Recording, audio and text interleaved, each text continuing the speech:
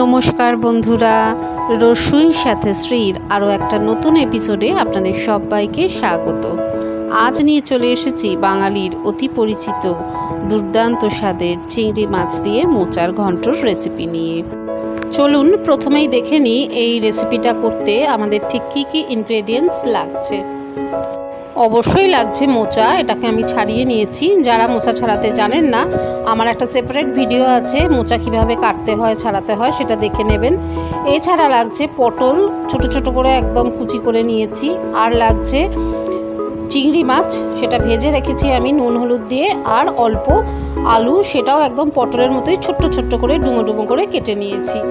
এছাড়া লাগছে নুন, জিরে গুঁড়ো, চিনি, লঙ্কা গুঁড়ো,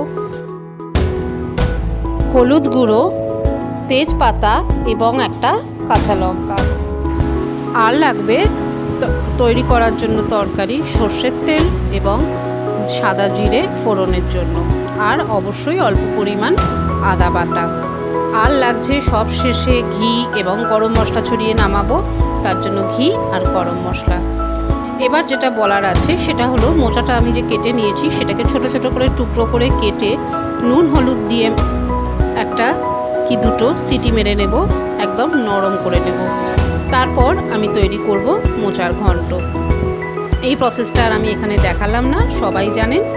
তো এবার শুরু করে দিচ্ছি, কিভাবে করব দেখে নিন। প্রথমেই আমি এখানে কড়াইতে সর্ষের তেল দিয়ে দিলাম 2 টেবিল চামচ মতো। এবার তেল গরম হলে একে একে তেজপাতা, কাঁচা লঙ্কা এবং সাদা জিরে ফোড়নটা দিয়ে দেব। তারপর এগুলো থেকে যেই গন্ধ বেরোবে তখন আমরা দিয়ে দেব কুচি করে রাখা আগে থাকতে যে পটলগুলো ছিল সেটা।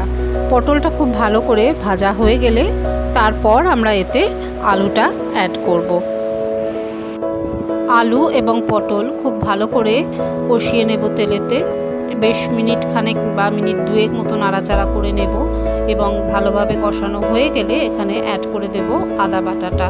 এবং আদা বাটাটা দিয়েও প্রায় মিনিট খানেক মতো কষিয়ে নেব আমরা। দেখুন ভালো করে কষানো হয়ে গেছে। এবারে আমি এখানে গুঁড়ো মশলাগুলো সব দিয়ে দেব। একটা প্লেটে আমার সব রাখাই ছিল, নুন, চিনি, লঙ্কা গুঁড়ো, হলুদ গুঁড়ো এবং জিরে গুঁড়ো, এগুলো সবই এর মধ্যে দিয়ে দিচ্ছি এবং তারপর খুব ভালো করে কষিয়ে নেব। কষানোর সময় এগুলো খুবই শুকনো হয়ে গেছে, তাই আমি অল্প একটুখানি জল মিশিয়ে কষিয়ে নিচ্ছি। আপনারা চাইলে একটা বাটিতে সমস্ত গুঁড়ো মশলাগুলো একসাথে নিয়ে জল দিয়ে মিক্স করেও এতে দিতে পারেন, তাহলে কিন্তু মশলাগুলো খুঁড়ে বা পুড়ে যাওয়ার সম্ভাবনা থাকে না। আমার এই রেসিপিটা যদি ভালো লাগে তো প্লিজ সাবস্ক্রাইব করে অল বাটনটা প্রেস করে দেবেন, আর বন্ধুবান্ধবদের সাথে শেয়ার করবেন, আর লাইক করতে একদম ভুলবেন না। দেখুন আপনাদের সাথে কথা বলতে বলতে এটা খুব ভালোভাবে কষানো হয়ে গেছে মিনিট খানেক মতো। এবারে আমি এখানে একটা ঢাকা চাপা দিয়ে দেব এবং কষতে রেখে দেব প্রায় 4 থেকে 5 মিনিটের মতো। অ্যাকচুয়ালি যে কোনো রান্না যত বেশি কষিয়ে কষিয়ে চাপা দিয়ে রান্না করবেন সেই রান্নার টেস্ট কিন্তু তত ভালো হয়।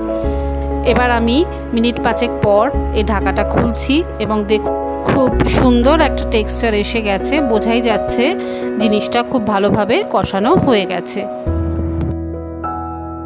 এবারে আমি আগে থাকতে ভেজে রাখা চিংড়ি মাছগুলো এতে অ্যাড করে দিলাম এবং সেটাকেও এই মোচার সঙ্গে খুব ভালোভাবে কষিয়ে নিচ্ছি। আমি এই মোচার ঘন্টতে আলু এবং পটল ইউজ করেছি। আপনাদের যদি ভালো না লাগে তাহলে এটা স্কিপ করতে পারেন, কোনো প্রবলেম নেই। অনেকে পটলের বদলে কিন্তু ছোট ছোট করে কেটে বেগুনও ইউজ করে থাকে। এবারে আমরা এখানে আগে থাকতে যে নুন হলুদ দিয়ে মোচাটা সেদ্ধ করে রেখেছি সেটা এখানে অ্যাড করে দেব এবং আলু পটলের সঙ্গে এটাকেও খুব ভালো করে নেড়ে চেড়ে ঢাকা চাপা দিয়ে কষিয়ে নেব প্রায় 2 থেকে 3 মিনিট। তারপর ঢাকা চাপা খুলে এটাকে একটু নাড়াচাড়া করে নিয়ে আমরা অল্প পরিমাণ জল এতে দিয়ে দেব।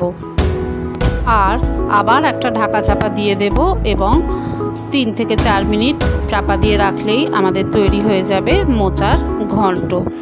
দেখুন আমি চাপা খুলে নিয়েছি, খুব সুন্দর এখন মাখো মাখো একদম হয়ে গিয়েছে।